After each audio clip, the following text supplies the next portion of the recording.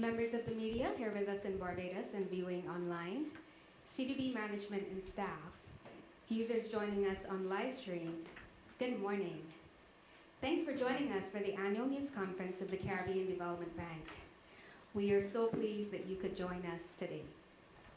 Before we get started, allow me to introduce you to our panel. Dr. William Warren Smith, President of the bank, Dr. Justin Ram, Director of Economics, and Mr. Daniel Best, Director of Projects. Remember, if you're joining us online today, we're inviting you to get involved in the conversation by using hashtag CaribDev, that's CARIBDEV. And now, ladies and gentlemen, let's get things off to an official start. I am pleased to invite to the lectern this morning, President of the Caribbean Development Bank, Dr. William Warren Smith.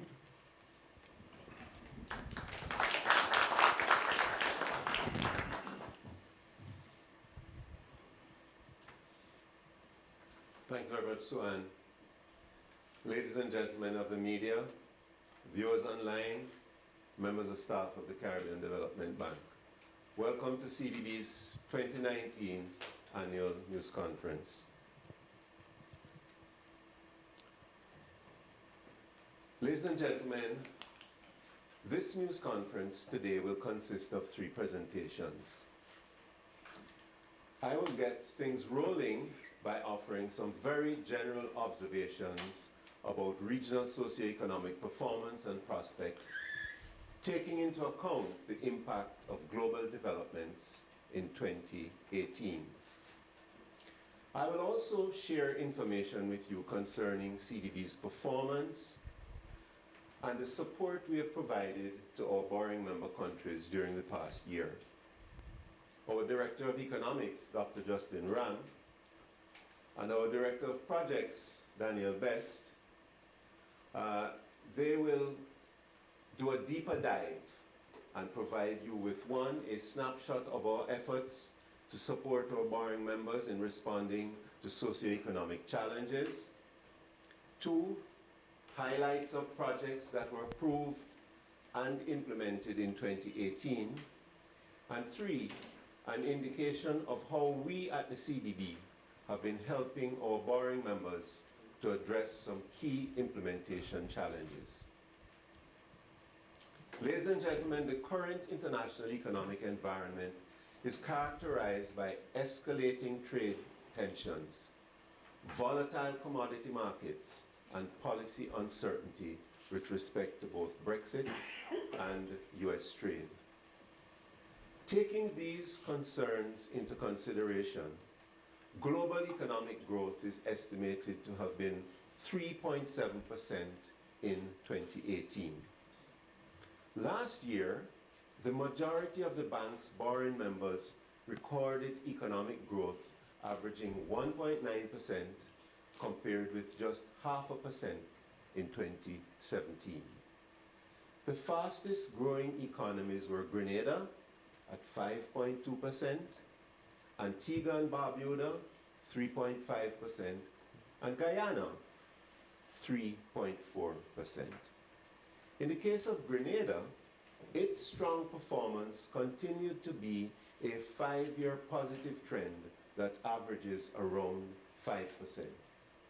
For Antigua and Barbuda and some of the other borrowing members that were affected by the 2017 hurricane season, reconstruction efforts contributed in large part to their upturn. Conversely, real GDP contracted in Barbados despite modest gains in tourism, one of this country's key sectors. This contraction was attributed to the impact of fiscal consolidation and the fall in construction activity. Anguilla's economy also declined due to an almost 40% fall off in visitor arrivals following hurricane damage to the hotel stock in 2017. For the same reason, the Virgin Islands experienced a 50% decline in visitor arrivals. Nevertheless, real GDP grew by over 2% as a result of buoyant business and financial services activity. Most other borrowing members welcomed growth in visitor arrivals. According to the Caribbean Tourism Organization, visitor arrivals increased by 15% in Belize, 10% in the Cayman Islands, and a similar percentage in Grenada. Turning now to commodity exporting countries. Higher oil production and prices drove higher growth in Suriname and in Trinidad and Tobago. Buoyant gold prices also benefited Suriname, although there was little change in actual production. Growth in Guyana was linked mainly to robust construction activity in advance of the first commercial production of oil in 2020. Fiscal performance varied generally across the region. Debt as a share of GDP decreased in 13 borrowing members, 13 of our borrowing members, ladies and gentlemen, although for at least half of our borrowing members, the ratio continued to exceed the international benchmark of 60%. Public finances in some borrowing members continued to be affected following the 2017 hurricanes. In Anguilla, for example, tax revenues fell, while expenditure, much of it related to recovery, actually rose. In Antigua and Barbuda, rising public expenditure was accompanied by lower non-tax revenues, especially from the Citizenship by Investment program. Indeed, it was only in St. Kitts and Nevis that CBI revenues rose, following the launch of a new fund in late 2017. For Grenada, the fiscal position continued to improve thanks to strengthened expenditure management and tax compliance. Sustained economic growth contributed to better fiscal performance in Suriname and in Trinidad and Tobago. As part of the first stage of recovery here in Barbados, debt restructuring and fiscal restraint helped to achieve an increased primary surplus. Belize also recorded a primary surplus attributable to revenue enhancement measures taken as it sought to meet the requirements of its 2017 debt restructuring program. Ladies and gentlemen, despite projections of deceleration in global economic activity, the 2019 economic outlook for our borrowing members is, in our judgment, a positive one. CDB is projecting that real GDP growth will be around 2% as construction, tourism, and the extractive industries such as gold and oil are expected to expand. To sustain these gains over the medium term, borrowing members will need to step up their efforts to build long-term resilience and to tackle at least 3 challenges head-on. The first of these is climate change, evidenced by extreme weather events and energy insecurity. Secondly, wide fiscal deficits and high public debt.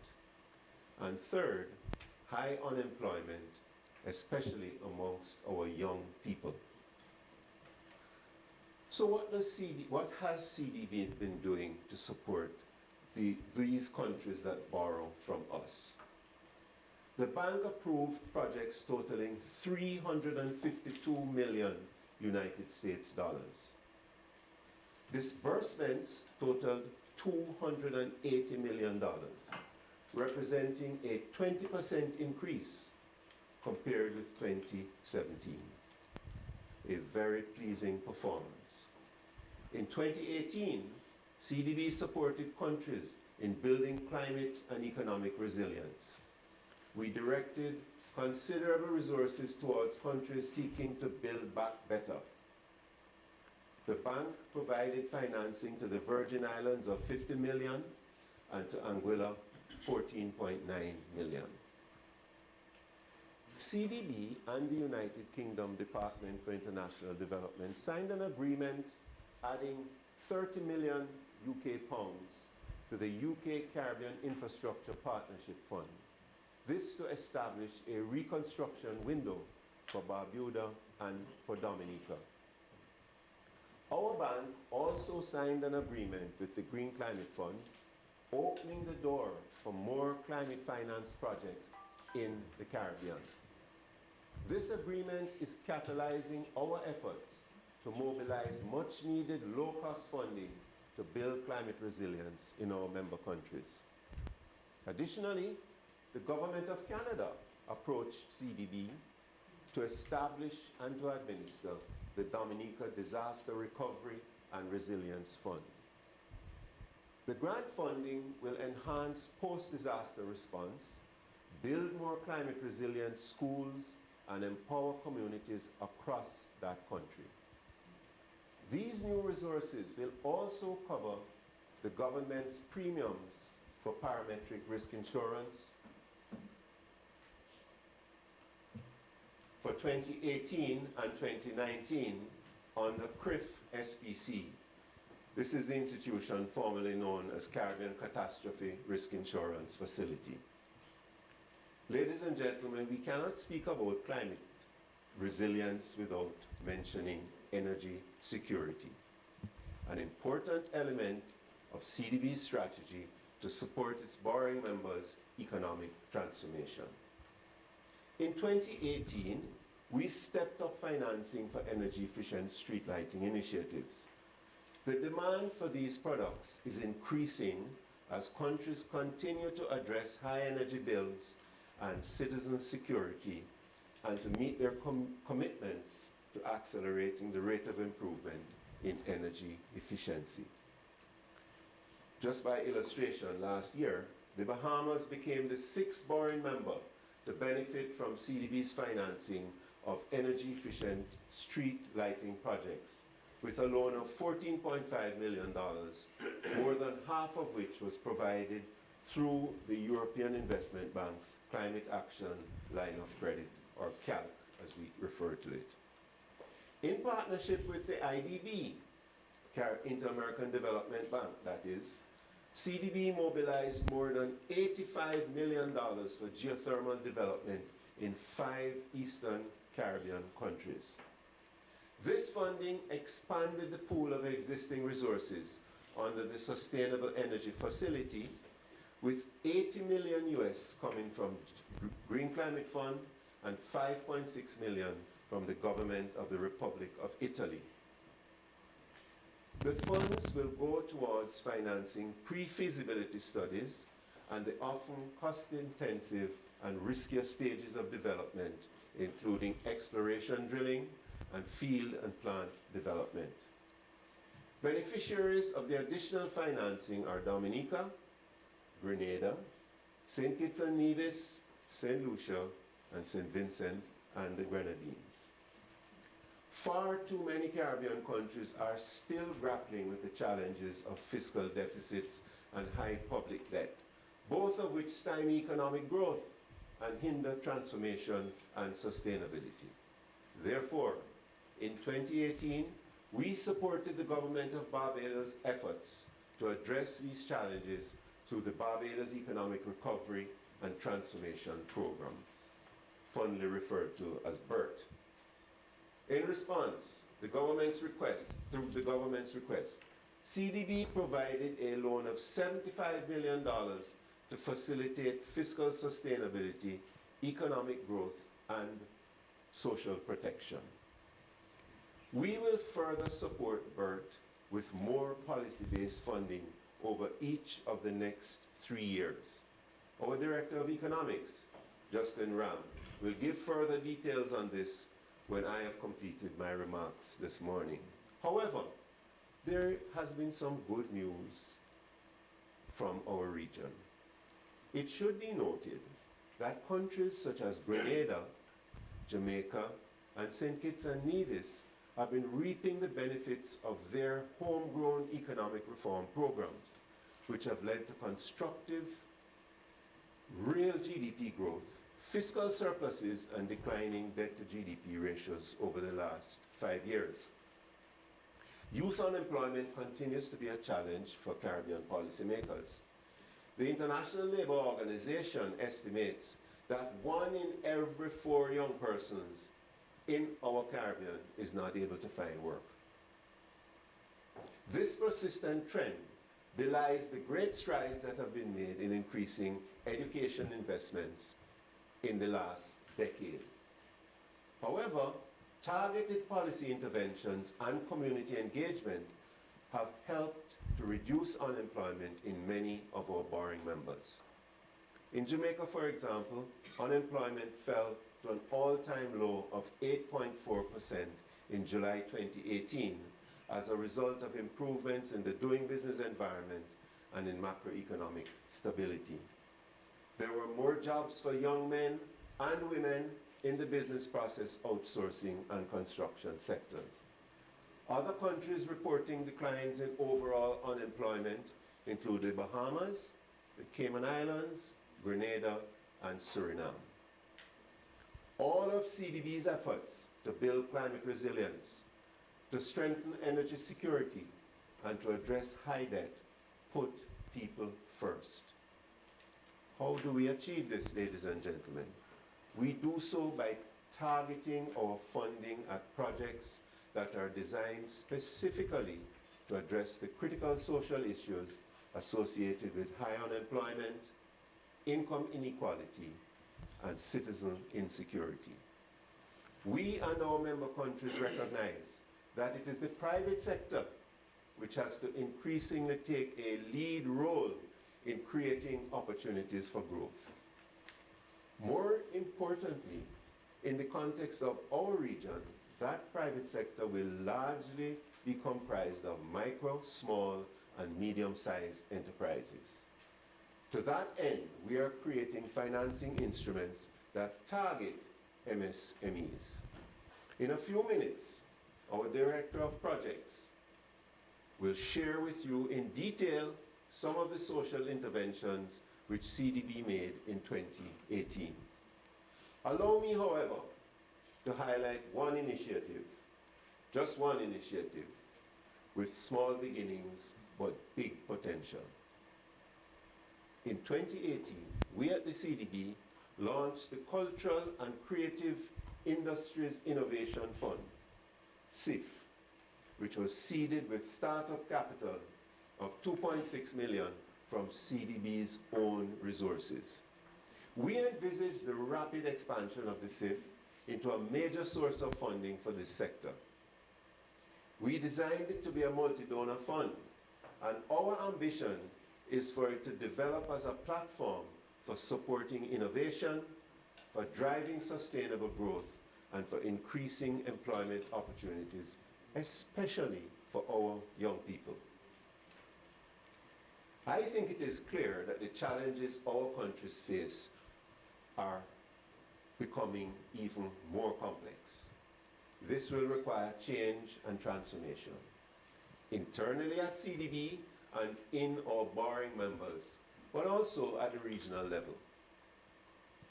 We have begun to adapt and to ring the changes, and we are maintaining this momentum. As our institution approaches its 50th anniversary year, digital transformation and innovation have risen to the top of our work agenda.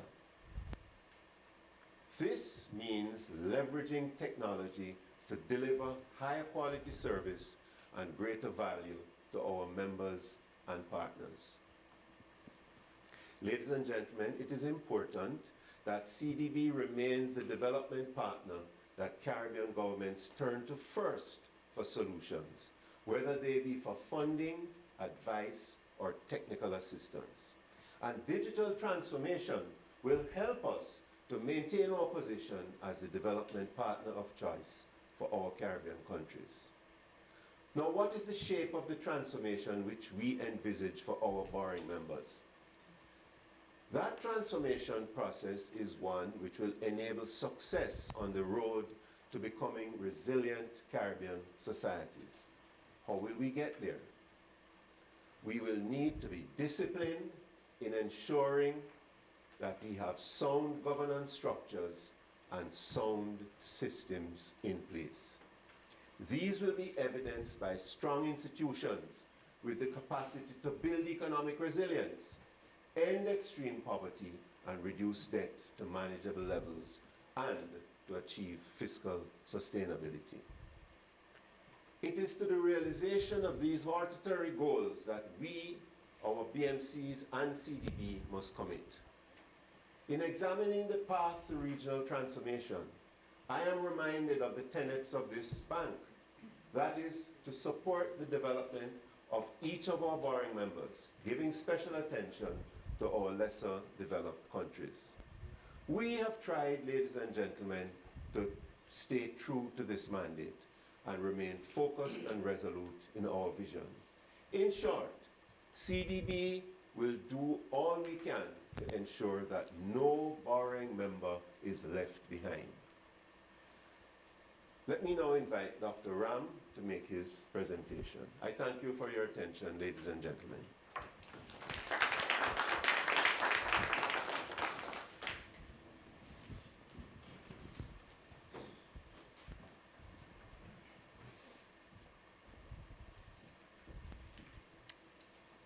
Thank you very much, Dr. Smith. Good morning to members of the media, my colleagues, ladies and gentlemen, viewers online. In 2018, the Caribbean region continued to face challenges of low growth, high debt, and high unemployment, which have persistently resulted in weak social outcomes. Such challenges are linked to inherent vulnerabilities related to size, trade concentration, poor governance, capacity shortages, rising crime and citizen insecurity. These factors have slowed transformation. The situation has been compounded and complicated by climate change, as well as by increasing uncertainty surrounding the global economy. This morning, I am going to share some details of these challenges and outline how the countries have been responding, how CDB has been supporting, and indicate the gaps that need to be closed. Last year, CDB published a study entitled A Policy Blueprint for Caribbean Economies, which discussed how these challenges are interrelated and lead to the persistent weak social outcomes I mentioned earlier. The document also stressed the urgent need for reform and action to build macroeconomic resilience, environmental sustainability, productivity, and competitiveness, and human capacity. In undertaking the research, we leveraged our strong relationships with borrowing members and development partners to ensure that the research responded directly to the needs of the countries and positioned them to deliver better results. Allow me to turn my attention to environmental sustainability. Damage from the 2017 hurricane season was estimated at almost $100 billion. In the Virgin Islands, damage and losses from Hurricanes Irma and Maria exceeded 300% of gross domestic product, or GDP. In Anguilla, damage from Hurricane Irma approached 100% of GDP. Amidst the fallout from each event, CDB partnered with affected borrowing member countries to assist with recovery and rebuilding. The government of the Virgin Islands received support from CDB in the immediate aftermath of the hurricanes and in the next phase of recovery.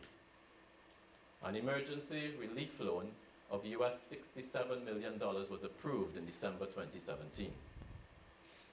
However, this intervention was supplemented by a $50 million exogenous shock policy-based loan, or PBL, in March 2018. CDB support aims to strengthen fiscal management, enhance governance and labor market flexibility, improve social resilience, and strengthen disaster management and climate resilience.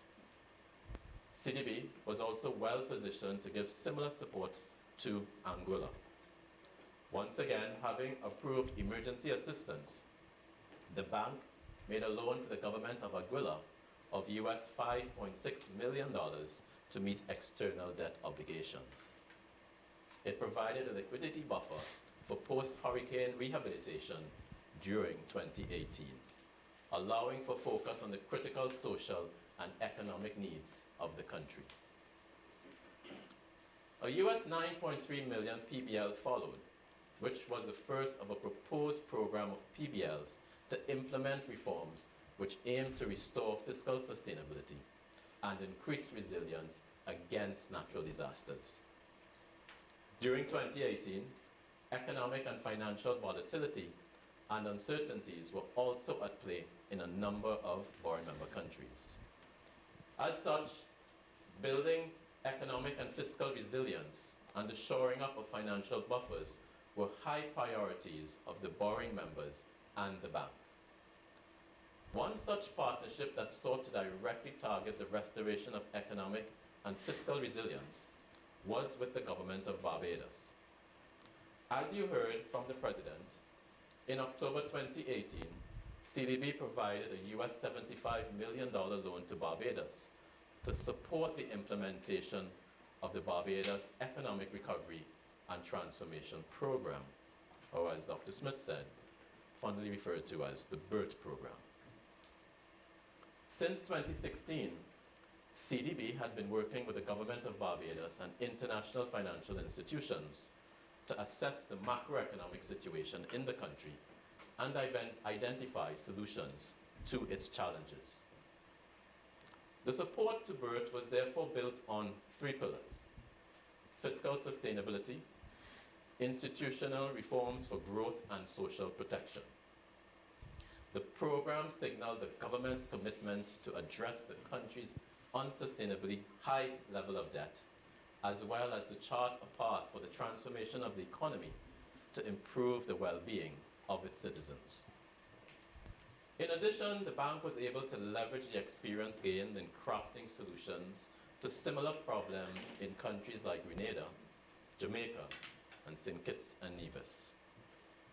This engagement led to the approval of Part 1 of a proposed series of PBLs to support the BERT. I will now share with you some of the expected outcomes and results. The series of PBLs aims to improve the business environment in order to position the economy for stronger growth over the medium term and to improve social protection, particularly for disadvantaged groups. The government of Barbados intends to reduce debt levels from an unsustainable level of 170% of GDP in 2017 to 60% of GDP by 2033. At the end of 2018, debt levels had already declined to 127% of GDP. Ladies and gentlemen, let me now discuss one of the major challenges of our region. One reason why our development goals tend to be difficult to achieve is that transformation in the region is usually a slow process. Implementation rates for public projects are as low as 20% in some countries. Thus, in 2017, the bank was keen to better understand and propose solutions for addressing these implementation challenges. In doing so, we investigated regional and global best practices for achieving quicker and better development results. The findings of our investigations are reflected in the publication, Implementation, Delivering Results to Transform Caribbean Society. Discussions at the bank's first Caribbean Leadership and Transformation Forum also informed the study. Now, it is against this backdrop that the government of St. Lucia approached us to determine how it might best be able to deliver on its national transformation agenda. Consequently, CDB is now supporting a US $5 million project that seeks to assist the government in establishing an implementation and delivery mechanism. This is expected to help the government meet its priorities in 6 areas. 1, in tourism. 2, in agriculture. 3, infrastructure. 4, citizen security. 5, education. And 6, healthcare. Now, other BMCs have also expressed an interest in developing similar mechanisms to what we are doing in St. Lucia. CDB therefore proposes to assist with the development of country-specific solutions throughout 2019. Now, much of the conversation today has focused on what CDB is doing to help our borrowing members build resilience in all of its forms. Now, taking it a step further, this year the bank proposes to publish research that focuses on assessing and measuring the vulnerability and resilience of our borrowing member countries. This work will improve the measurement and therefore the utility of the index as one of the tools CDB uses to allocate our most concessional resources. Furthermore, this new research is expected to inform our country engagements regarding resilience building. As we support this resilience building, we will also seize the opportunities to exploit our resources to better support economic growth. In that vein, last year we published research that focused on financing the development of the Caribbean blue economy.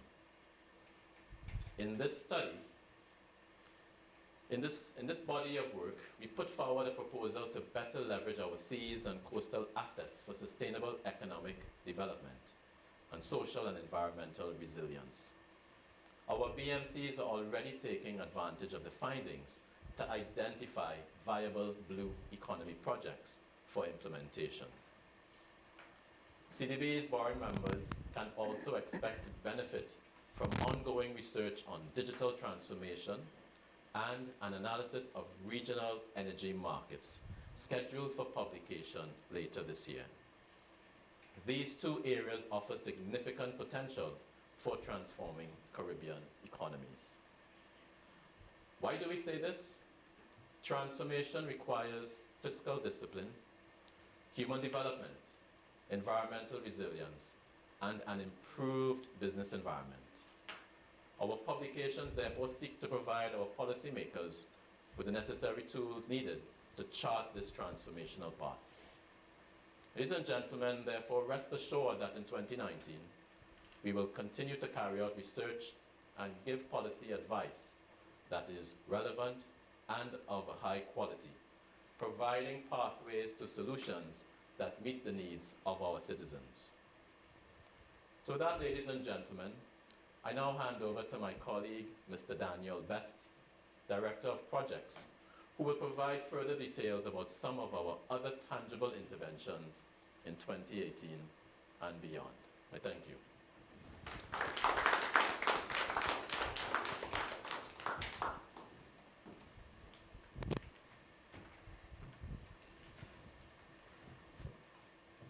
Thank you, Dr. Ryan. Members of the media, management, and staff of the Caribbean Development Bank, viewers tuning in online, good morning. The President has given an overview of the bank's operational performance in 2018, against a backdrop of a focus on resilience and transformation. This morning, I will spend the next few minutes looking specifically at highlights of key projects approved and under implementation in 2018, with an emphasis on how our investments are transforming the lives of Caribbean people. A major step towards delivering results was exemplified in the 20% increase in disbursements over the 2017 period. This significant improvement results from a combination of two factors. First is our continued investment in the training of public officers to assist our borrowing member countries to implement projects faster. Second, the bank's ongoing review of its policies and procedures to improve our responsiveness. Underpinned by the imperative of the Sustainable Development Goals, we continue to invest in critical economic and social infrastructure. In this regard, we funded the construction of roads that gave communities better access to key services. We made our roads safer and supported the reconstruction and rehabilitation efforts in our borrowing member countries hardest hit by the 2017 hurricane season. We approved a loan of US $40.4 million to upgrade infrastructure and services at the Grantley International Airport in Barbados. This project will improve the quality of infrastructure, enhance institutional capacity, and reduce energy consumption from existing pavement lighting at the airport. The government of Belize will benefit from a loan of US $36.6 million and a grant of £25 million to upgrade the coastal highway. These funds will be used to improve climate resilience along the entire road and increase connectivity between the southern and northern sections of Belize. The project is designed to have a transformative impact on nearby communities by reducing travel time, improving access to services such as health care and education, and boosting economic development. Road traffic accidents are the 7th leading cause of death in Belize, with an estimated 21 deaths per 100,000 people. This is the highest fatality rate among CDB's borrowing member countries. To address this issue, the bank approved funding of US $5.9 million to the government of Belize to support critical efforts to improve road safety. The project will incorporate a multi-sectoral approach, focusing on changing behavior by increasing awareness and understanding of risk, and improving traffic law enforcement and post-crash response.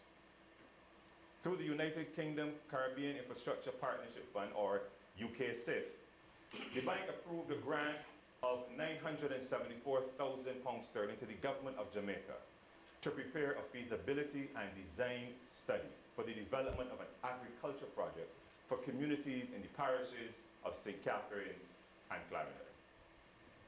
The feasibility study will boost capacity for the development of designs and plans, laying the foundation for the appraisal of a project to include an irrigation system and associated production and marketing systems. I now wish to give you a snapshot of our results as it relates to implementation in key areas, namely road transportation, reconstruction and rehabilitation, and education. In Belize, the first road safety project ended. Over the implementation period of 6 years, road fatalities on a demonstration corridor between Belize City and the capital Belmopan fell dramatically from a pre-project average of 33 per year to less than 8, representing over 150 lives saved and 1,500 serious injuries avoided. In Guyana, we completed the US $44 million Fourth Road project, upgrading 31 kilometers of road in West Coast Demerara. Over 100,000 people are now benefiting from the upgraded and safer infrastructure, which includes a wider corridor, improved drainage, and new pedestrian and bicycle lanes to accommodate vulnerable road users. Also in Guyana, the Sea and River Defense Resilience Project advanced significantly. Specifically, on Liguan Island, located in the Essequibo River, the emergency works carried out have ensured flood protection for the 4,000 residents there. Following Hurricanes Irma and Maria, CDB approved rehabilitation and reconstruction loans for Anguilla and Dominica to support the restoration of their electricity transmission and distribution systems. Based on reports from the Anguillan Electricity Company, all 8,100 customers have been reconnected to the grid. In Dominica, the restoration of services is progressing well, with 28,000 or 82% of customers reconnected in 2018. Earlier, the President mentioned our ongoing investments in energy efficiency and smart grids in the Bahamas. Antigua and Barbuda and Jamaica successfully replaced some 44,000 streetlights with energy-efficient light-emitting diode, or LED lighting, significantly reducing their carbon footprint. We continued our support for the implementation of the CARICOM Human Resource Development Strategy through training for almost 1,500 principals, teachers, and instructors. Now educators across the region are better equipped to deliver technical and vocational education and training, special needs training, competency-based education and training, psychosocial services, and health and family life education. Through the Basic Needs Trust Fund, the bank's flagship poverty reduction program, students at all stages benefited from the rehabilitation of existing pre-primary and early childhood development centers. The construction of facilities that increase access to remedial education and early childhood development, and new school furniture, ICT technology, supplies, and other equipment that enhance the learning environment. In addition, the bank provided training in early childhood development for more than 100 teachers across Guyana and St. Lucia, offering much needed support for children at one of the most critical stages of education. Through our private sector development program, the bank invested in micro, small, and medium-sized enterprise development by providing MSMEs in various sectors, including agriculture, manufacturing, tourism, and services. Furthermore, CDB focused on enhancing the operational capacity of MSMEs and on building resilience in its borrowing member countries. 719 business owners across the region benefited from just under US $1 million in technical assistance. The bank gave special attention to building capacity in women-owned MSMEs and business support organizations in 10 borrowing member countries through Caribbean Export's We Export program. The bank awarded contracts totaling US $76.5 million in 2018. An estimated $60 million, or 80%, was awarded to regional firms. Over the past 5 years, the bank awarded a total of US $358 million in contracts, with over 85% going to regional firms. In practical terms, this means employment for regional consultants, tradesmen, and women. The bank will continue to deliver on our commitment to fast-track the implementation of projects by placing greater emphasis on supervision. We anticipate that this will be enhanced by the nearly 3,500 public officers who benefited from the training in public policy analysis and management and project cycle management programs in our borrowing member countries. Allow me to give you just a snapshot of projects we propose to put before our board of directors for consideration this year. In 2019, we expect to complete appraisal of the US $37 million project to the government of Suriname to continue the upgrade and expansion of the electricity system.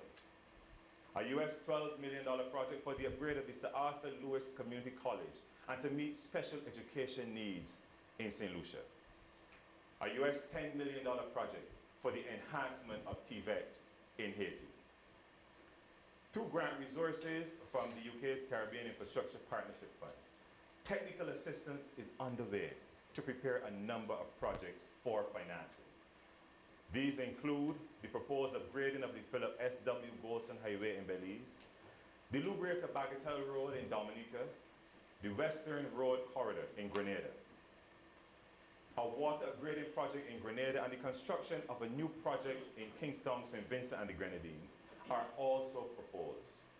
These projects will amount to some US $96 million. The projects and plans I have outlined today demonstrate the bank's unwavering commitment to being more responsive to its borrowing member countries, while transforming the lives of Caribbean people, especially the most vulnerable in our societies. As a region, we will continue to work tirelessly until poverty is eradicated and sustainable development is achieved. Ladies and gentlemen, I thank you.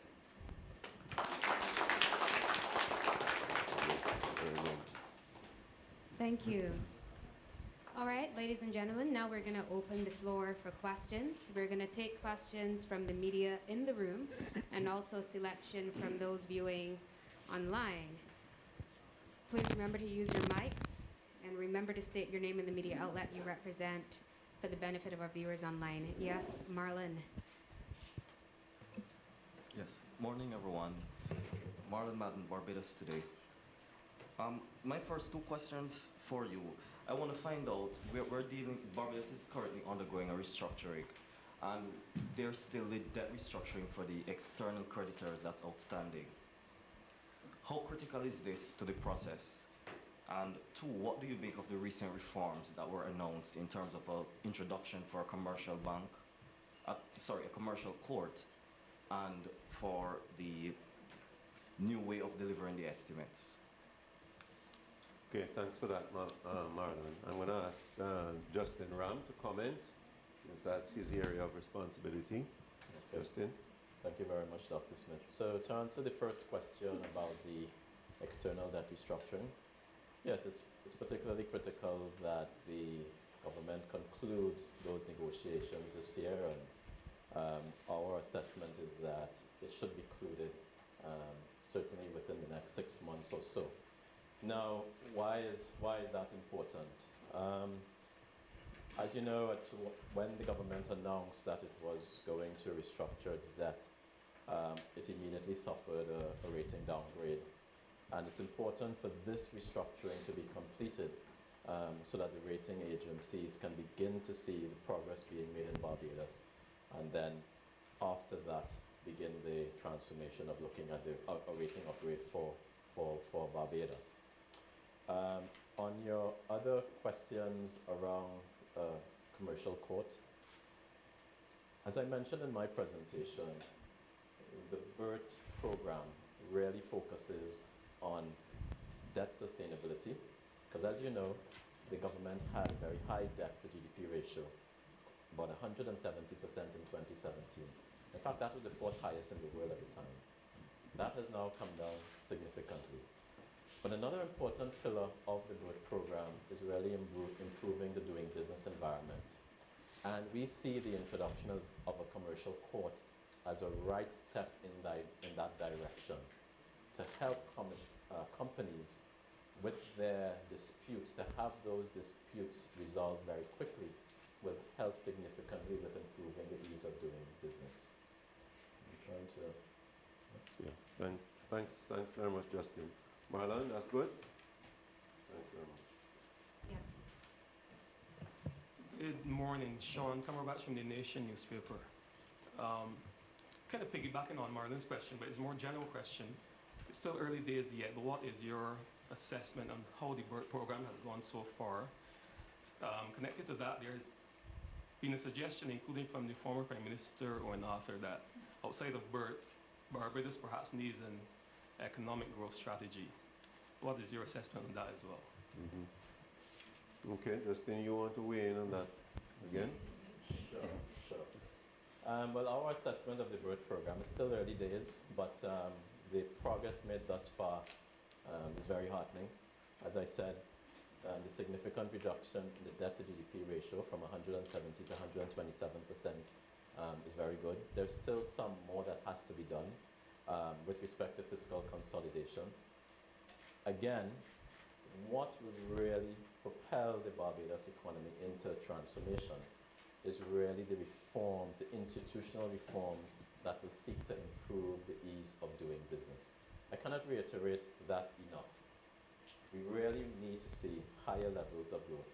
And I think if we look at the example of what has transpired, particularly in Grenada, where Grenada was at a similar point a few years ago when they entered and when they began their own homegrown adjustment program. And look at where they are now. Growth rates have been the best in our board member countries for the last couple of years, averaging 5%, as you saw from Dr. Smith's presentation. So I think what is critical is that throughout the BERT program, the government sticks to the task of these institutional reforms to help drive growth. Those reforms will help, I guess, improve the business environment so that investors can feel confident to bring their resources into Barbados, and also for local investors to start investing so that we can see more opportunities in terms of employment for those in the society. I just wonder if, Danielle, would you like to speak to some of the financing that we might be providing to Barbados that would help to stimulate growth here also? Certainly. Certainly, thank you, Dr. Smith. As was mentioned in my presentation, we would have provided $40 million to Barbados at pretty concessional rates for the upgrade of the airside infrastructure at the Grantley Adams International Airport. Further to this, we have been in discussions with them to support the BERT program from the social aspect, recognizing that the impact of the BERT program on perhaps the more vulnerable on society, it will be felt greater in that particular demographic. And so the government of Barbados has reached out, and we have also been in discussions with them to shore up the social protection systems, ensuring that one, there's capacity within government to provide the kind of counseling, psychosocial support to the most vulnerable, but also develop an enhancing an all-encompassing rather social protection system in responding to the work program. And in doing that, we have identified some resources. We've been in discussions, as I said, with the respective ministries, and we look forward to supporting the government in that respect. Thanks very much, Daniel. In short, ladies and gentlemen, our approach is a holistic one. Other Right, questions? Ian? Yes, good morning. Ian Bourne with CETA 90.1 FM and BeijingReporter.com.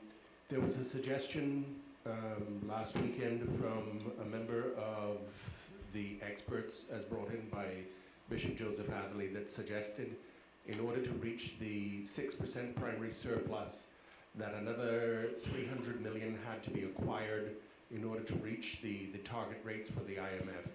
And this may result in further cuts or new taxation.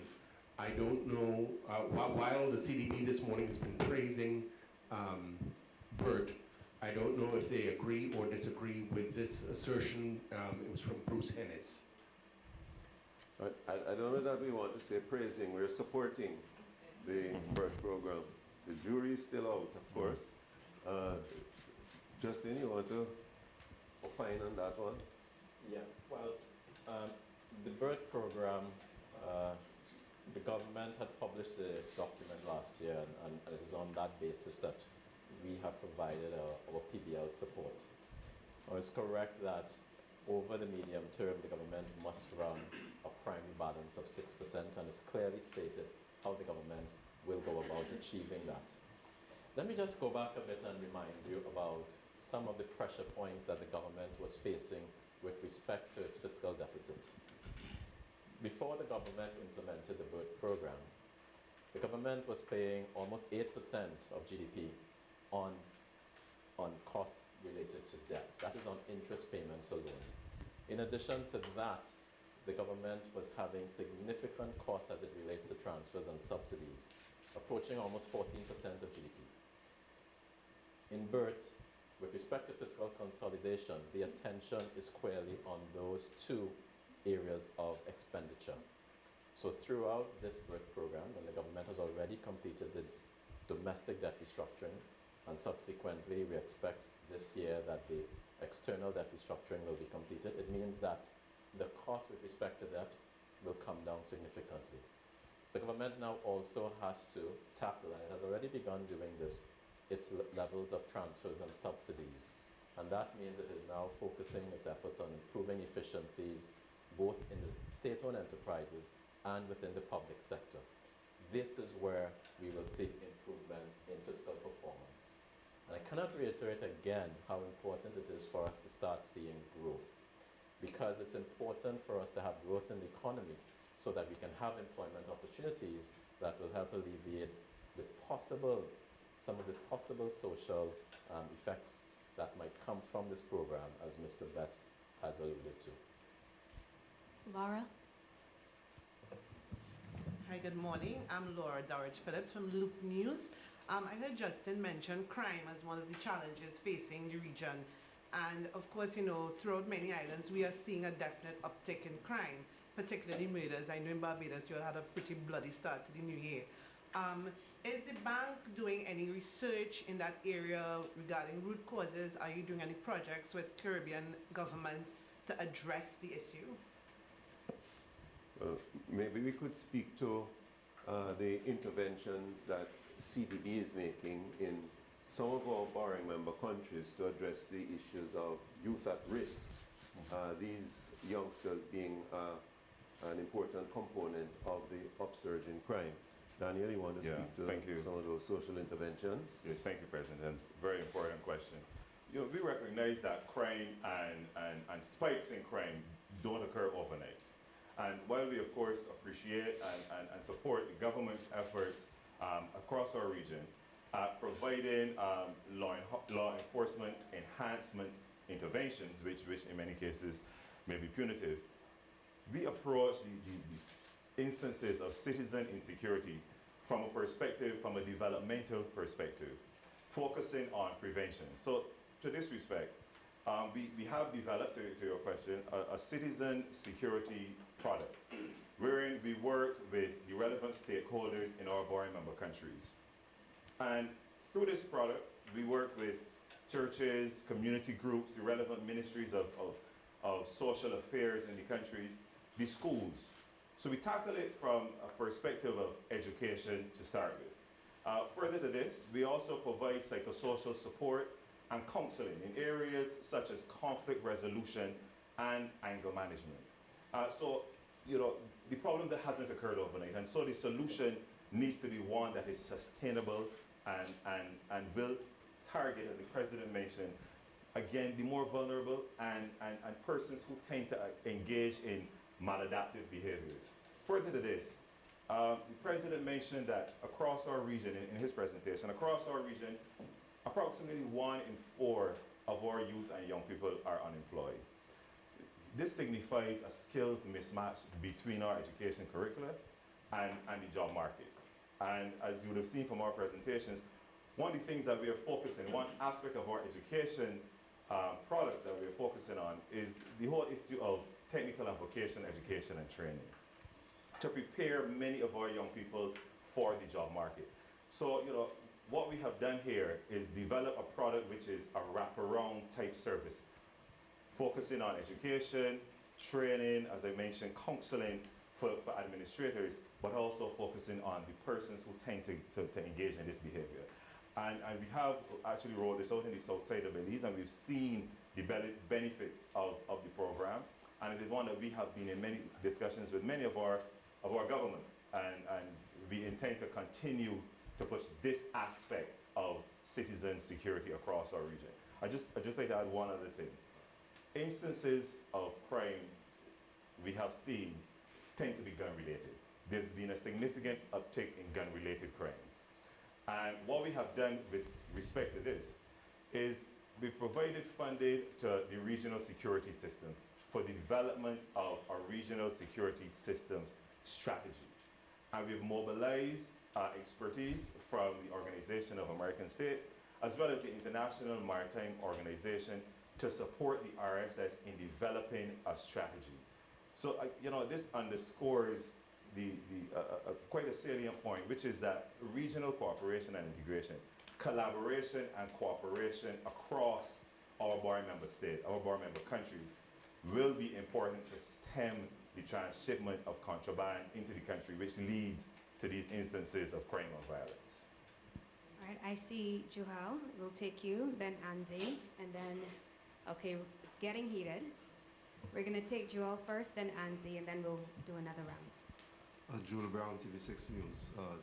2 questions. I'll just ask the first one quickly. One, the CDB did provide to Trinidad and Tobago something in the order of US $436 million or so for a strategy plan for 2017 to 2021. I'm wondering, is the CDB satisfied with the implementation of any projects with regard to that funding? Justin, you don't mind speaking about your own country and your own work? Sure. Yes, so in 2017, we did approve our country strategy paper for the government of Trinidad and Tobago in the region of about $430 million. Since the approval of that strategy, now I should say that a country strategy really is indicative of the work that we are likely to support within that country over the period. Since the approval of that country strategy paper, we have had many discussions with the government of Trinidad and Tobago about the implementation of some of those projects. Of course, sir, you know, coming from Trinidad and Tobago, the economic situation there is such that the government is firmly focused on fiscal austerity, trying to ensure that its debt to GDP ratio does not exceed 65% of GDP.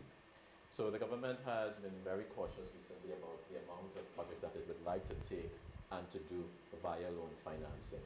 So that means that we're having ongoing discussions about some of the projects. We have not begun implementing any of them as yet, but we are hopeful throughout the discussions that we would see some progress. If I could just sure. add to that, President, if I may. Sure. In the coming before the end of this month, in the coming weeks, we will be having an infrastructure mapping workshop with key stakeholders across the government of Trinidad and Tobago, with a view to identifying opportunities for financing and also prioritizing the PSIP within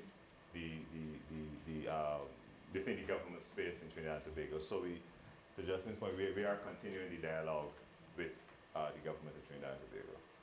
My next question is, I had noticed on the website of the CDB that Venezuela is a non-borrowing member or one of.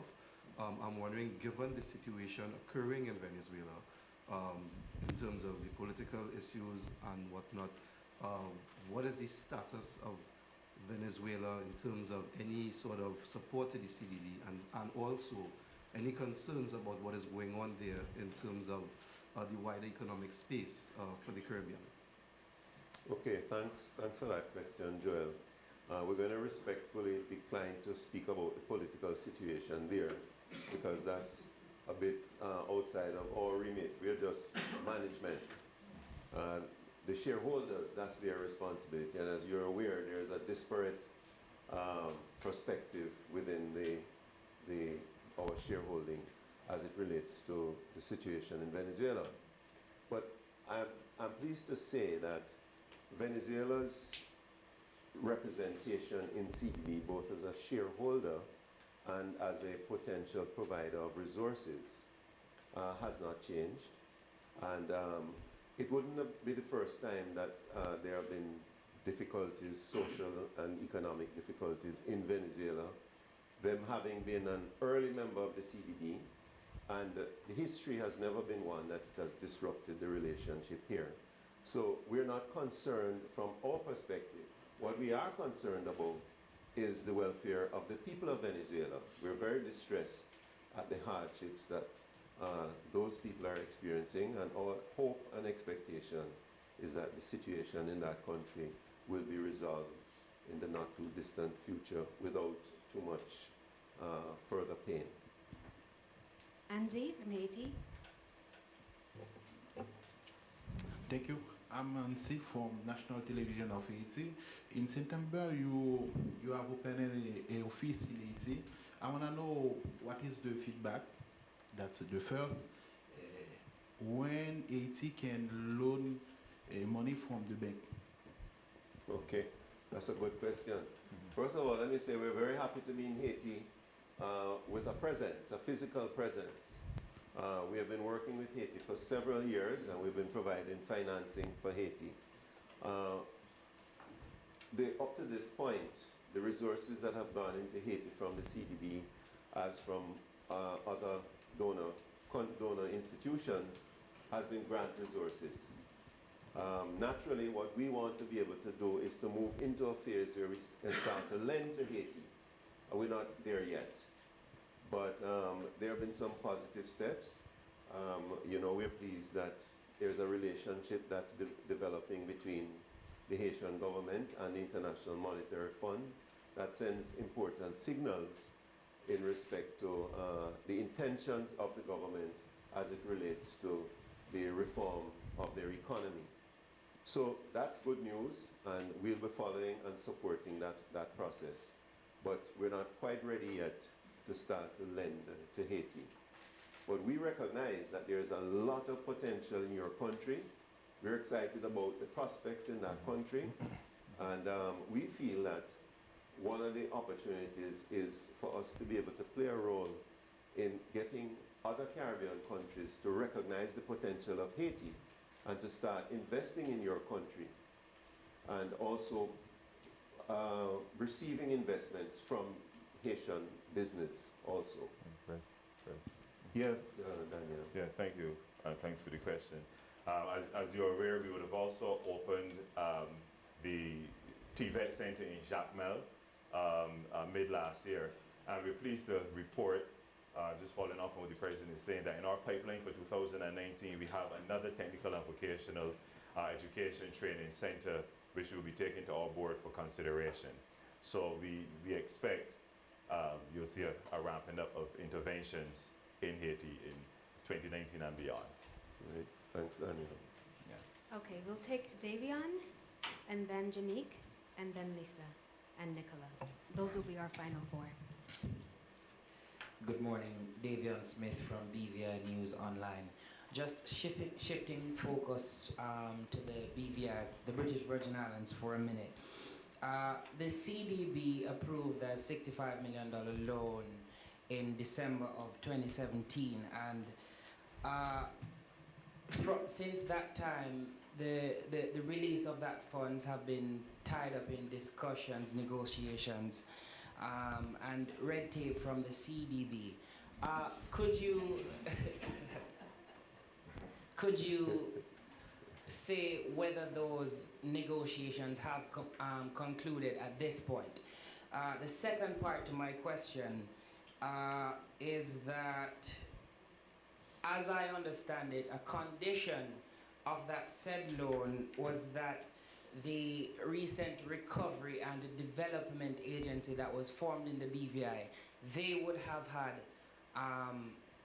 control of the funds from the CDB, but up to present, central government is the one in control of those funds. Is that something the CDB has agreed to and is comfortable with? The only quarrel I have with your question, Davian, is the part about the red tape from CDB. But we're going to answer the other part. Yeah. Daniel. Thank you, Davian. First, I'm happy that you made your flight, so you're here. Thanks for the question.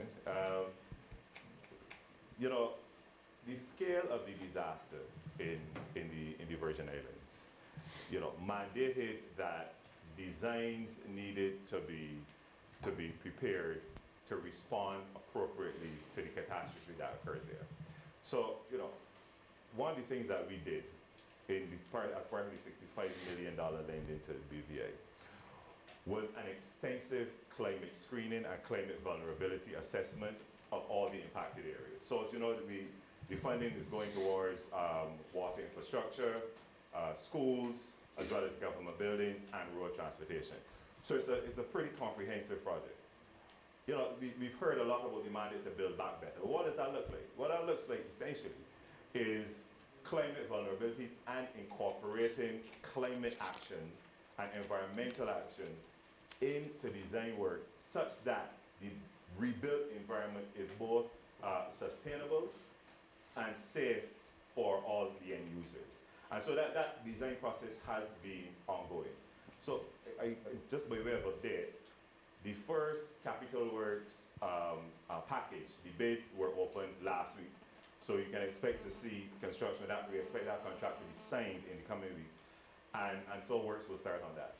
I should also note that while capital works may not have started, our funding has gone towards procuring important equipment for school children and school books. So you lived it, Davian. So you would have seen that, you know, schools were impacted and the lives of school children were impacted, and of course their parents.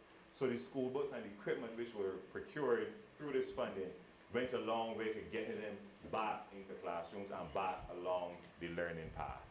Yeah, so work is happening, and we've passed the red tape. Yeah, but for the avoidance of doubt, negotiations are still ongoing. For the contracts, for the actual contracts, so I'm saying the bid process for the first package has been completed. I know we're just about to sign the contract. But you asked the second part of the question, which I didn't answer just now, about the Reconstruction and Development Agency, or RDA. Yeah. So our team, as you would appreciate, you know, our board would approve the $65 million in the funding to the government of the British Virgin Islands. For the RDA to be the institution that implements the project, we would have to have done an institutional assessment of them. And they have been recently set up. And as soon as they gave us the green light, our team went in just 2 weeks ago and have done a comprehensive institutional assessment of that. They're actually preparing the report now. So we're moving to that stage that you alluded to with respect to who manages various components of the project. Just some clarity there. So you would expect the RDA to begin managing the projects by when? The funds by when? Well, you know, I would want to give you a date here, David. As you know, the arrangements between the RDA and the government of the British Virgin Islands, that is a bit of an internal conversation. What we as a development institution need to do is to ensure that the RDA is both competent and has the capacity to implement these projects once that arrangement is sorted out. And we have done that. The team has gone in and done the institutional assessment. I know essentially that those discussions internally, we won't get into the sovereign affairs of one of our board member countries. They would advise us accordingly on how where the projects will be located going forward. All right, thank you, Daniel. Moving on now to Janique from Barbados Advocate. Hey, good morning. Annually, the CDB has said that revenue growth has to be private sector led. However, there have been many criticisms that the private sector is not stepping up. Are you happy with what you have seen in the last year that this is changing? Sorry, when you say revenue growth, you mean economic growth? Yes, please. Mm-hmm. Okay. All right. Justin, you want to have a crack at that one again? Sure. Thanks, Dr. Smith. Yes, we have been saying for a number of years that we need to see the transformation of our economy towards private sector-led growth. And we continue to say that and to emphasize that in most of our presentations. Now, we are starting to see some progress with respect to that. Take, for example, in Jamaica, the private sector has been quite robust there. And why is that?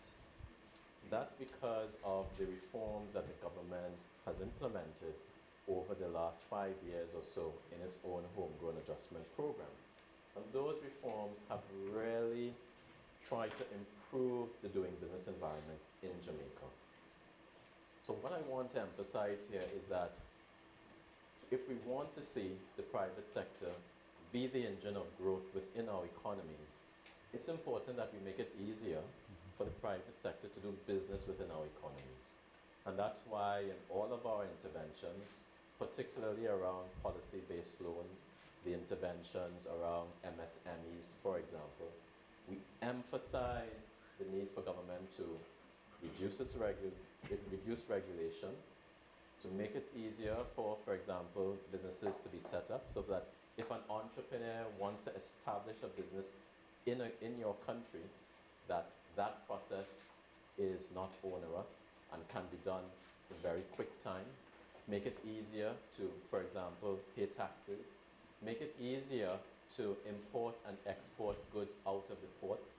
These are all factors that have a lasting impact on the doing business environment in the countries and therefore spur entrepreneurial activity. This is why we continuously harp on this point that it is important for us, for policymakers, to have dialogue with the private sector about what improvements are needed so that we can see this spirit with respect to private sector-led growth. So there have been improvements in some of our countries, but there's still a long way to go for many of them. Now, one indicator of this is really the ease of doing business indicator as published by the World Bank every year. Now, 10 years ago, on average, our board member countries had an ease of doing business rank about 81 out of about 181 countries globally. The last doing business report has shown that we have declined significantly to now have an average ranking of 126 out of 191 countries. So we've been moving in the wrong direction. It's a time for us to put a stop to that trend and to begin moving back up that scale so that we can be competitive globally. So that investors, global investors, domestic investors, can look at the Caribbean as a place where they can do business and to earn good rates of return. Thank you. Thanks, Justin. Lisa from Guyana. Good morning. I'm Lisa Hamilton from the Guyana Chronicle. My question was actually about doing business and the do's and don'ts and your recommendation for Caribbean countries. But I want to know, is there any specific recommendation for Guyana as we head into becoming an oil and gas producer? And I also have a second question regarding our Green State Development Strategy. We know that Guyana is heading towards that direction. I wanted to know, are there any opportunities for Guyana regarding renewable energy and energy efficiency projects, etc.? You want to take the first part? But let's start with this last part first. Okay, sure. Yeah, on the energy side. Yeah. Just Daniel. Yeah, absolutely. I mean, we're all, of course, quite pleased with and happy for Guyana at the recent fossil fuel find within the country. However, we view energy security from a holistic standpoint, and as such, we would encourage Guyana, notwithstanding the large deposits of fossil fuel, to consider renewable energy interventions.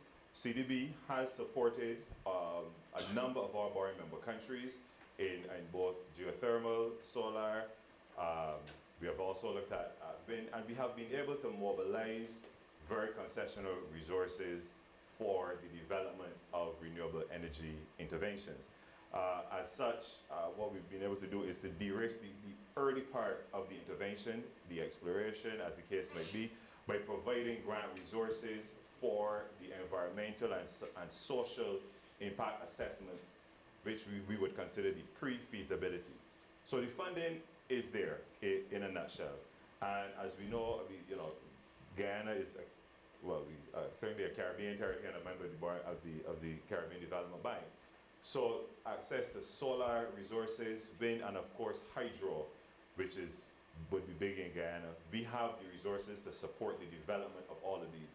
And really it comes down to how Guyana would treat with the energy mix leading to energy security. So along with the heavy fuel oils that will be developed in the not too distant future, we also encourage a consideration of the development of renewable energy and energy efficient sources.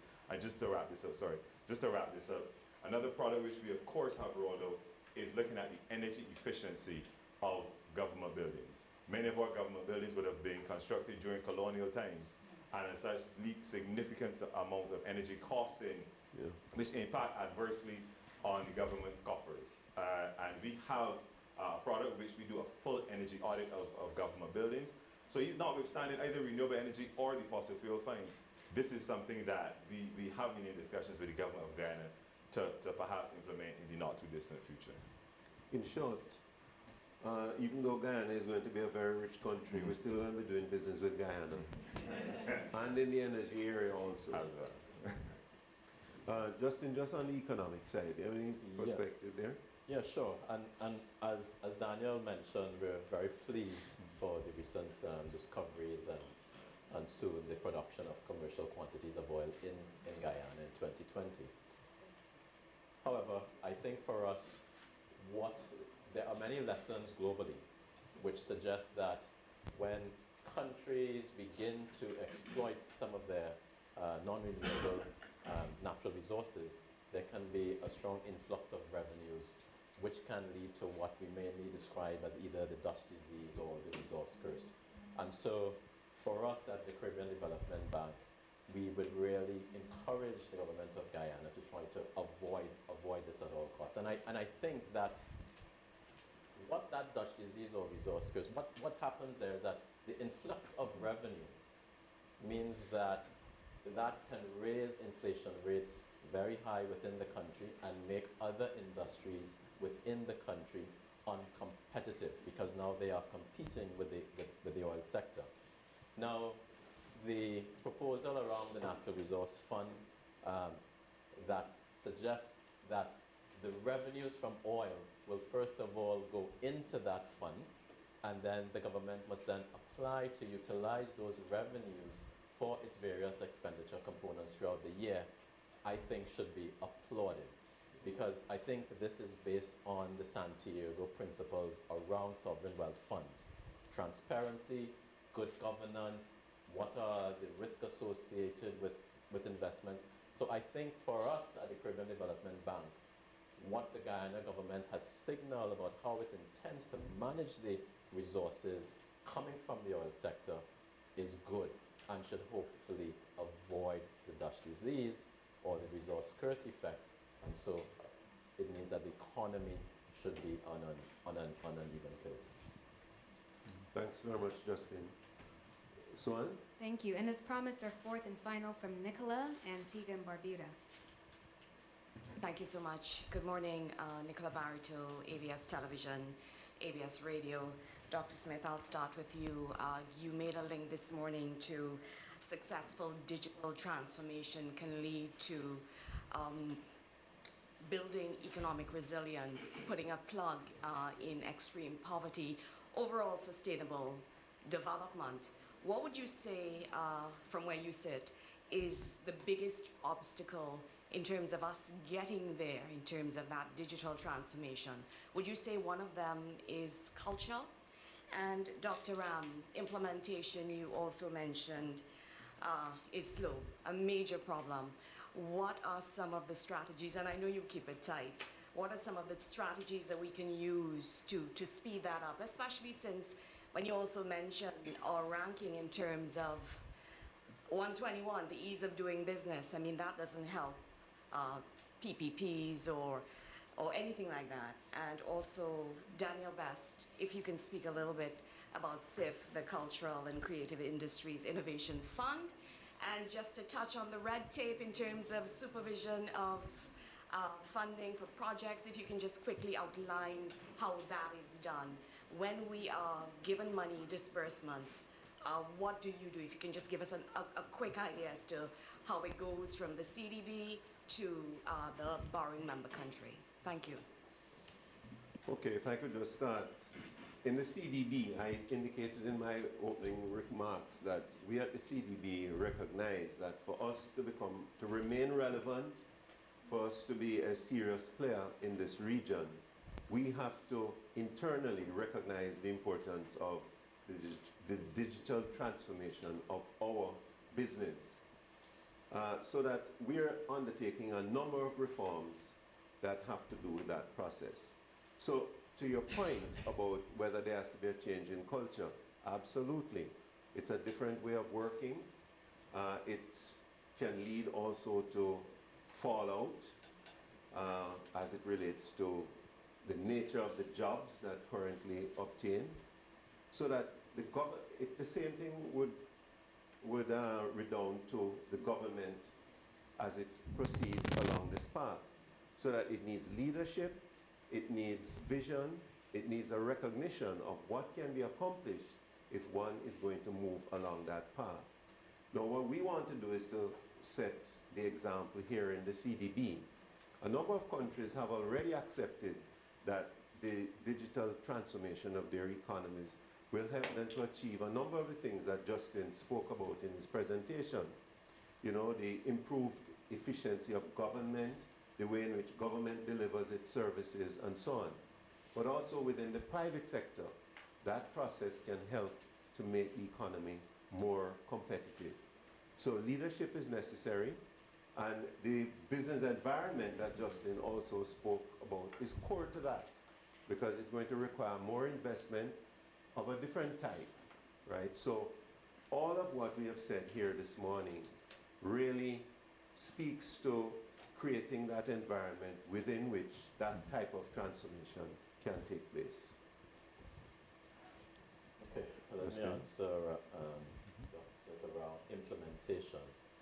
In my presentation, I mentioned that we produced a report around how implementation rates could be improved within our countries, and subsequent to that, we're now supporting the government of St. Lucia with establishing an implementation delivery mechanism. If I can just briefly outline what are some of the steps in that process which we think can certainly help with implementation rates.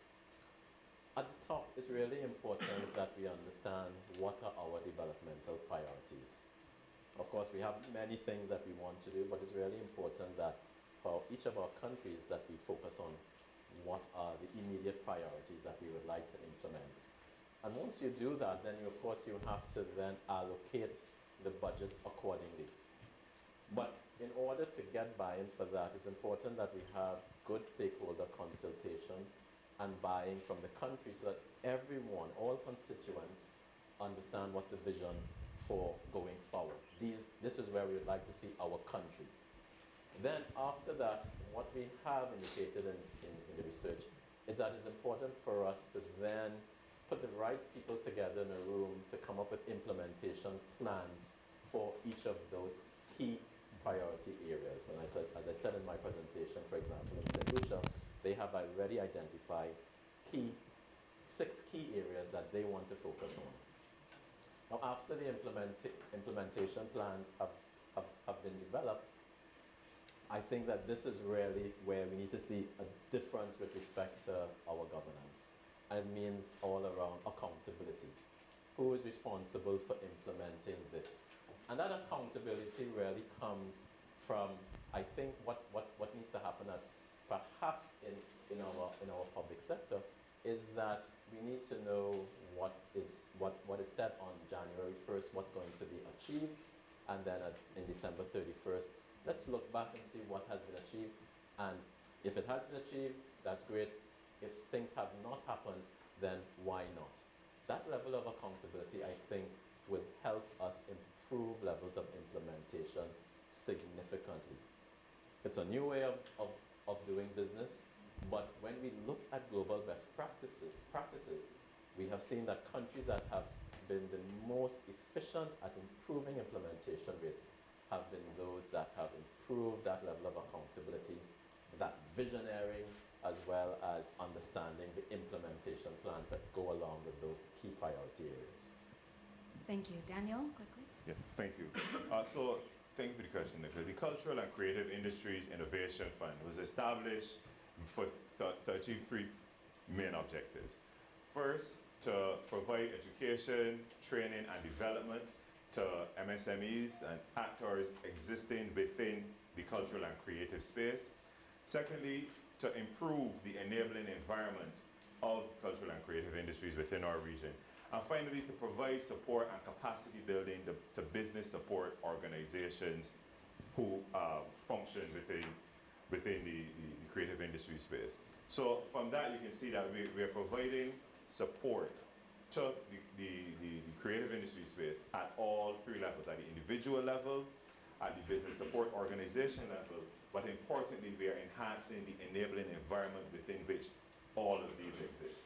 We are excited by the fact that we've received quite a bit of interest from many of our multilateral partners at investing in the fund, so you'll be hearing more about that shortly.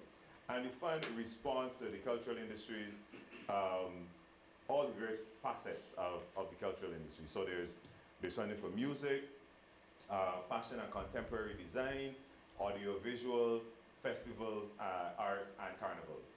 So I think I might be missing one there, but we have looked at this from a holistic approach to supporting in a very real and direct way the creative industry. So to the second part of your question about implementation, well, what happens after CDB board approval? And I think Justin alluded to it. It's important for our member countries to be ready to receive these funds. I mean, notwithstanding the fact that we would have done the president identified both funding, counterpart funding, and personnel resources, public sector actors to implement our projects. Oftentimes, and our heart goes out to our public sector within the region, we realize that there's so many competing demands on our public sector actors that they can't be dedicated to projects, and sometimes they aren't necessarily ready for the implementation process to start.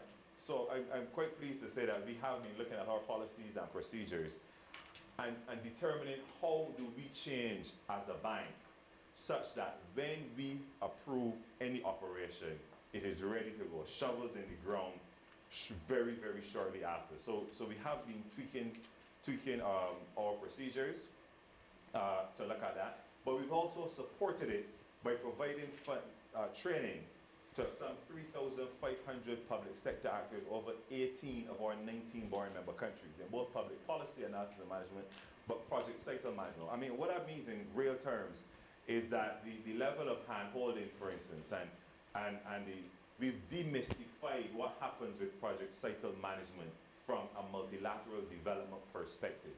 So our public sector across the region is now far more skilled and equipped to implement not just CDB projects, but IDB, the World Bank. We have taken that on as a bank, and so we're quite excited about what happens next, such that in forums like these, we won't hear the word red tape going forward. Yeah? Thank you, Daniel. Ladies and gentlemen, that brings us to the end of this morning's official proceedings. Thank you to those online who joined us and also to those who came to Barbados for the event. Now we're going to close our live broadcast for today and then entertain interview questions here in the room. Thank you. All right.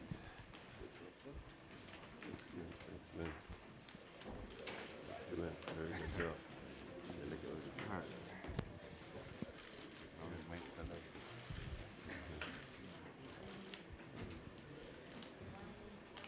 So I thought that was all right.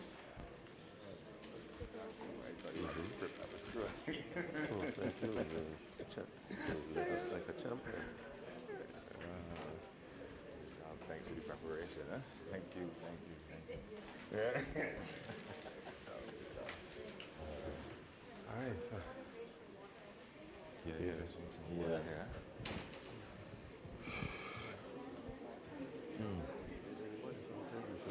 Yeah, in the back when he was just raising his hand, I think the older guy in the back there in front of the day late. But I think he was a day late and the dollar short. So, yeah. All right.